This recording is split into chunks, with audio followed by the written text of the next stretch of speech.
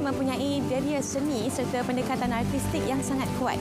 Ia ditambah dengan pengetahuan seni bina menjadikan mereka lebih cemerlang. Kemungkinan lebih ramai bakal-bakal arkitek yang akan lahir dan terciptalah ikon-ikon seni bina yang diiktiraf dunia. Sejarah dihalusi, binaan dikaji, keindahan dikagumi. Bersama saya dalam Tiang Dimensi.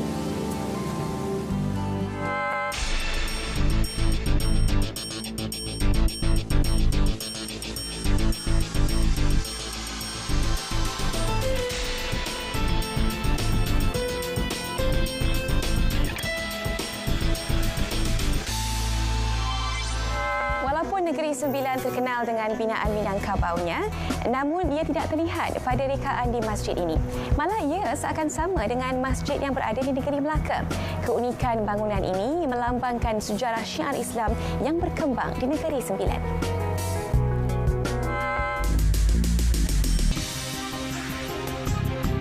Walaupun proses urbanisasi pantas berlaku di sekitarnya, namun Masjid Jami' Seremban ini tetap mencuri tumpuan. Dengan sejarahnya yang menarik, ditambah dengan kekemasan landscape dan dekorasinya, menyelahkan lagi keindahan masjid ini.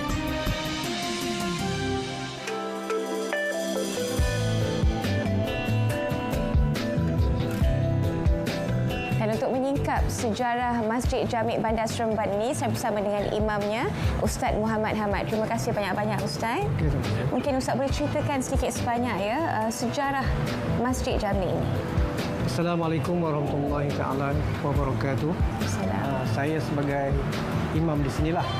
Jadi kalau ikut daripada cerita mulut ke mulut daripada penduduk-penduduk yang tertua dekat kawasan Masjid Jami' ini, Masjid Jami' ini bermula apabila kedatangan saudagar-saudagar Arab daripada Arab Saudi ke Semenanjung Malaysia.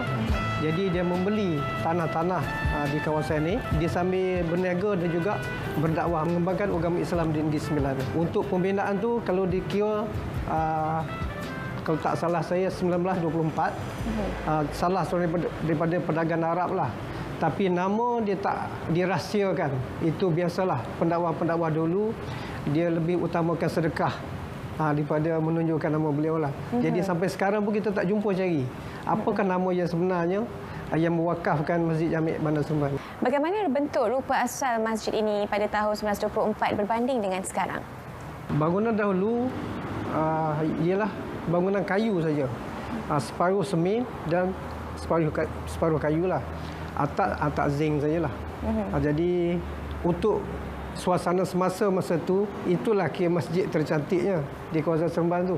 Selepas beberapa lama masjid tu berjalan dekat kawasan Seremban ni, lama kelamaan mendapat perhatian daripada kerajaan lah. Jadi tak sepatutnya masjid di tengah-tengah bandar macam ni tak diberi perhatian lah. Bilakah masjid ini melalui proses pengubahsuaian dan juga pembesaran? Proses yang pertama ialah pada 1988. Jadi 1988 daripada bangunan kayu tu ditukar pada bangunan sekarang lah. Dengan kedudukannya di tengah-tengah Bandar Seremban, maka ia harus sentiasa kelihatan bersih dan cantik. Oleh itu, kerja-kerja penyelenggaraan masjid ini dipikul sepenuhnya oleh Jabatan Hayawal Agama Islam Daerah Seremban. Walaupun arus kemodenan melanda, masjid ini kekal sebagai warisan sejarah di Bandar Seremban, Negeri Sembilan. Bergerak ke hadapan, apakah rancangan serta plan masjid untuk meluaskan lagi aktiviti-aktiviti keagamaan dan menyiarkan syiar Islam di Seremban ini? Pada masa hadapan, kita akan cubalah menambahkan lagi keluasan bangunan-bangunan setakat mana yang boleh lah, setakat kemampuan keuangan masjid. Dan juga aktiviti itu sentiasa kita meningkatkan. Jadi kita buat aktiviti untuk kemasyarakatan lah. Majlis-majlis, Mahidur Rasul, kelas-kelas tambahan untuk murid-murid sekolah. Apakah dia sejarah di sebalik menara yang terdapat di masjid ini? Itulah yang tinggal lagi sejarah Masjid Jami' Bandar Seremban ni, yang tinggal yang asalnya. Daripada bangunan kayu dulu, itulah yang asal yang tinggal. Yang ni kira dah peringkat yang kedua lah. Adakah menara itu masih boleh digunakan lagi ataupun tidak? Menara tu masih boleh digunakan lagi. Jadi macam speaker untuk azam yang kita tahu kat atas tu. Dari segi binaan menara ini pula bagaimana? Apakah cerita di sebalik binaan menara ini? Binaan tu kalau saya tengoklah, saya pergi tengok dekat bangunan menara tu, dia bukan pakai semi macam biasa yang kita ada sekarang ni. Dia lebih pada macam batu kapur sikit, yang menyambung di antara batu ke batu. Menara masjid ini adalah binaan asal yang masih kekal sehingga ke hari ini dan menceritakan pengunjung sehingga kini.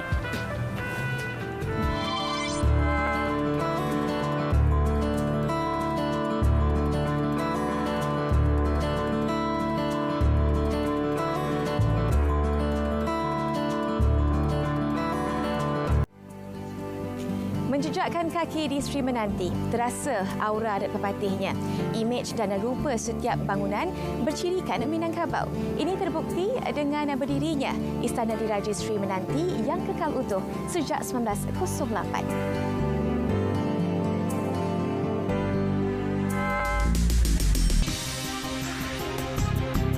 Terkenal dengan 99 tiangnya, sebuah binaan kayu tanpa paku. Dengan 4 tiang seri yang unik beserta hiasan yang cantik. Seni bina yang menjadi kebanggaan rakyat Negeri Sembilan terserkam indah sehingga kini.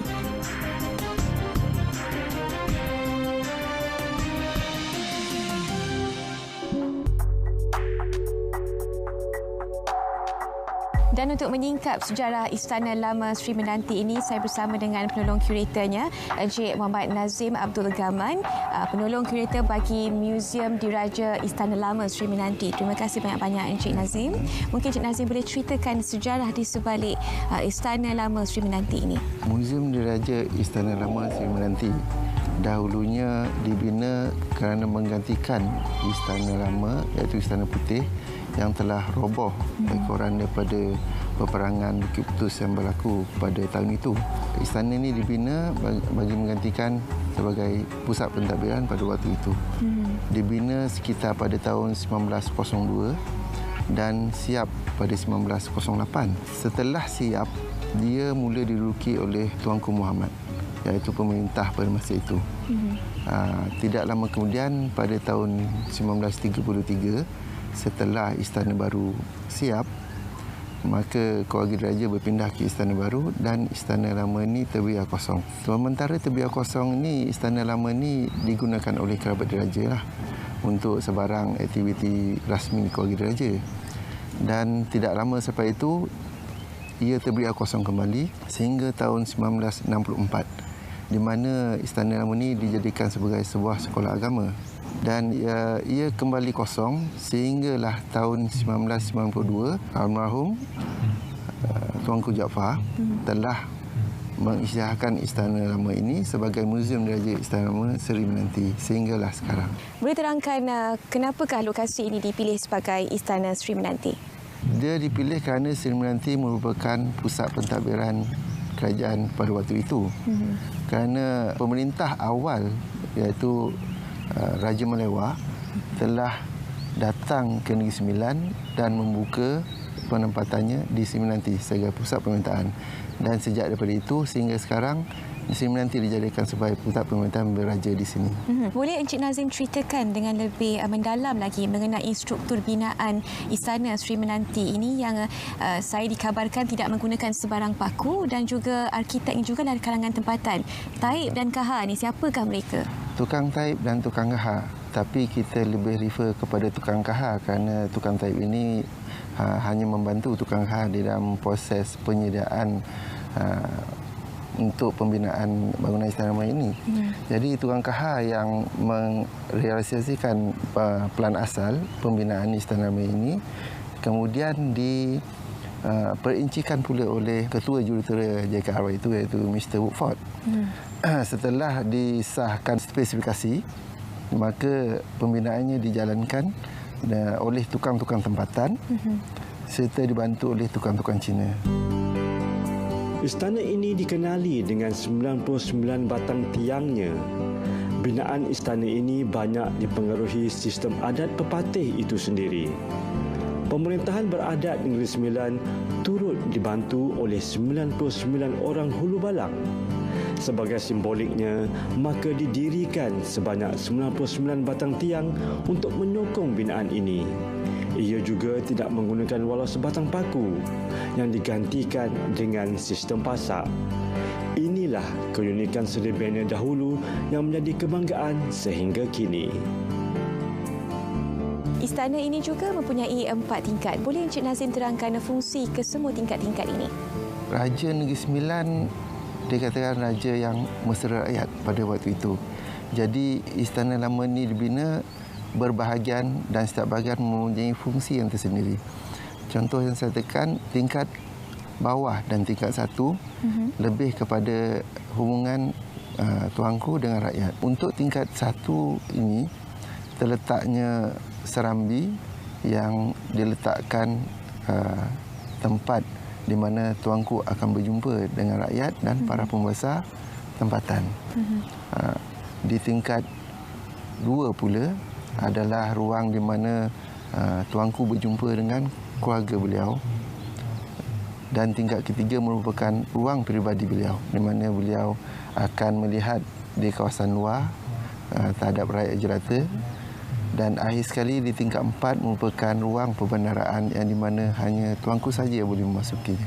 Ketika ini, istana ini sedang mengalami beberapa proses pengubahsuaian dan juga penyelenggaraan. Ya. Mungkin boleh terangkan apakah rancangan kerajaan negeri dalam usaha menaik taraf serta memelihara Istana Lama Seri Menanti ini? Okey. Istana Lama Seri Menanti ini telah mencapai usia 114 tahun. Melihat kepada asas binaan di sebagai kayu, maka banyak unsur-unsur pengaruh luar seperti cuaca yang menghalang untuk istana berdiri lebih lama lagi. Jadi kerajaan negeri melalui Lembaga Muzium Negeri Sembilan dan kerjasama jabatan-jabatan lain seperti Jabatan Asal Negara dan JKR Malaysia telah bersama-sama berusaha untuk memastikan Istana Lama ini terus gah berdiri. Antara usaha-usaha yang kita jalankan adalah dengan menjalankan kerja-kerja konservasi bangunan terhadap Istana Lama ini. Proses pertama yang telah kita laksanakan ialah pada tahun 2014 yang lalu, di mana kita telah menjalankan kerja-kerja membaik pulih bahagian tingkat 4 dan 3. Kini untuk tahun 2017 pula kita sedang menjalankan proses fasa kedua, iaitu memelihara pula bahagian tiang seri bangunan ini yang kini menghadapi masalah perebutan yang agak serius. Bilakah istana ini akan dibuka kepada orang ramai? Sekiranya tiada masalah yang timbul, Istana Lama Seri Menanti ini akan lengkap keseluruhan konservasinya pada penghujung 2018. Jadi kita jangkakan pembukaan kepada umum adalah pada awal 2019 nanti. Seni binanya sangat unik kerana ia dibina tanpa menggunakan sebarang paku. Ia juga mempunyai 99 batang tiang dan tingginya 4 tingkat. Istana Diraja Seri Menanti ini adalah mercu tanda Negeri Sembilan sampai bila-bila.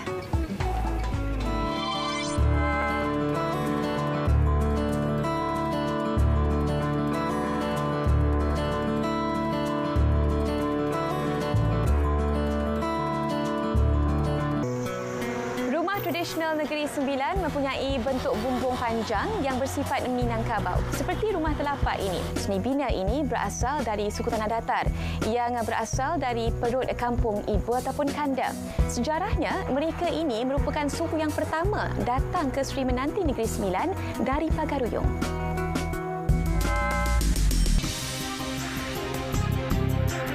Ciri-ciri tradisionalnya amat terselah. Dengan persekitaran kampung menambahkan lagi keserasian reka bentuk rumah ini. Pengaruh Minangkabau yang pasti memukau. Inilah elemen utama yang menjadi tarikan binaan di sini.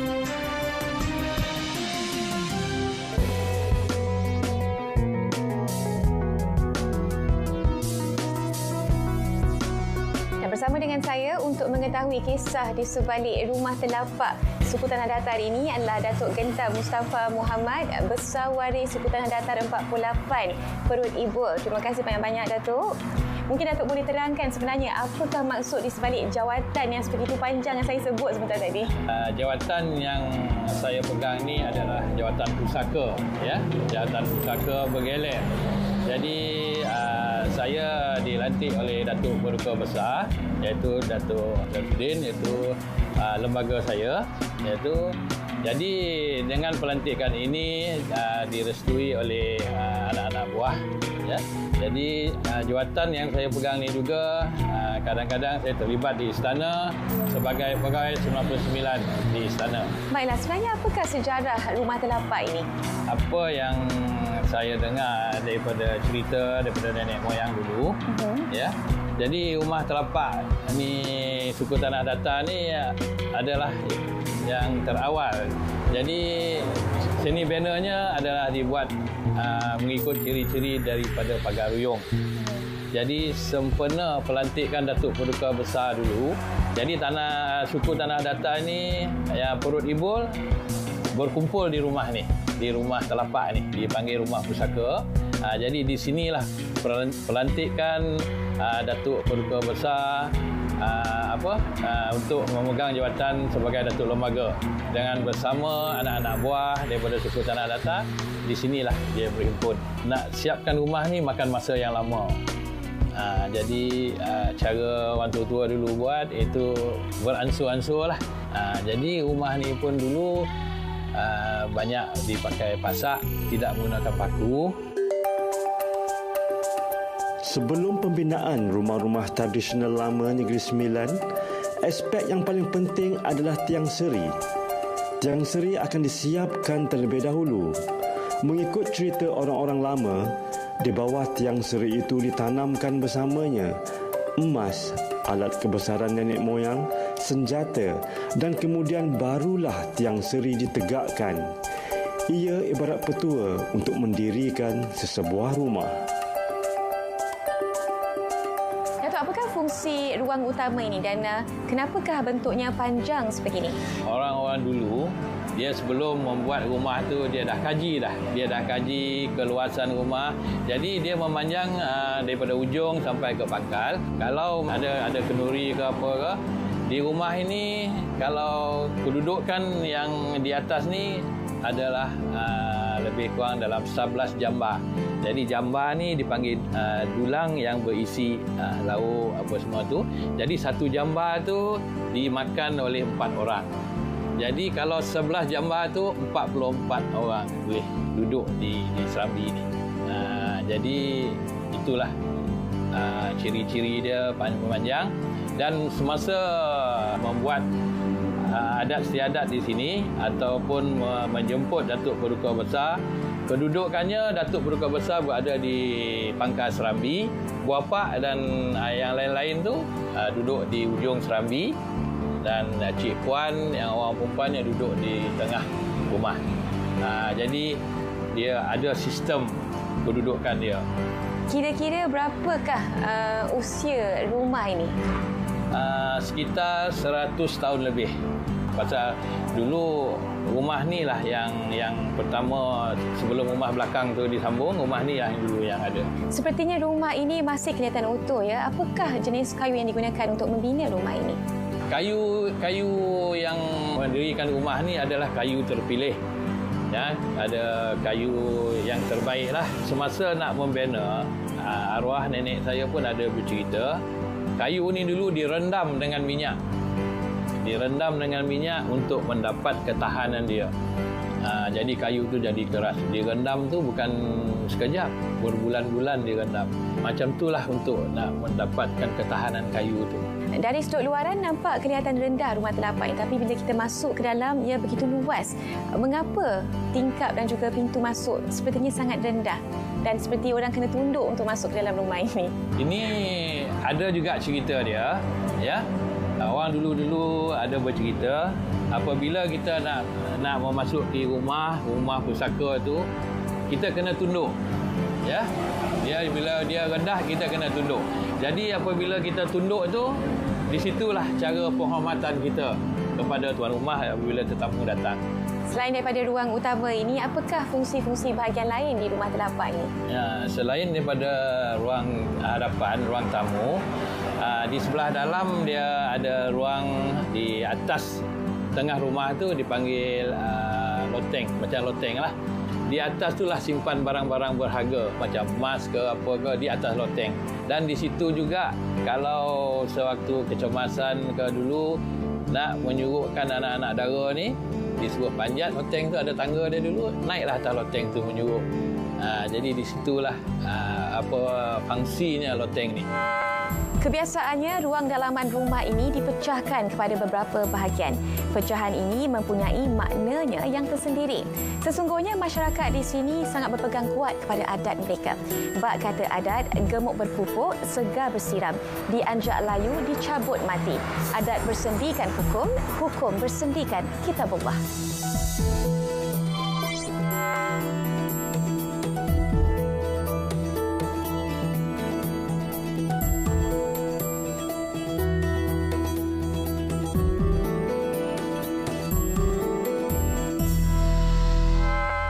Terdapat banyak bentuk pendekatan yang diambil oleh arkitek.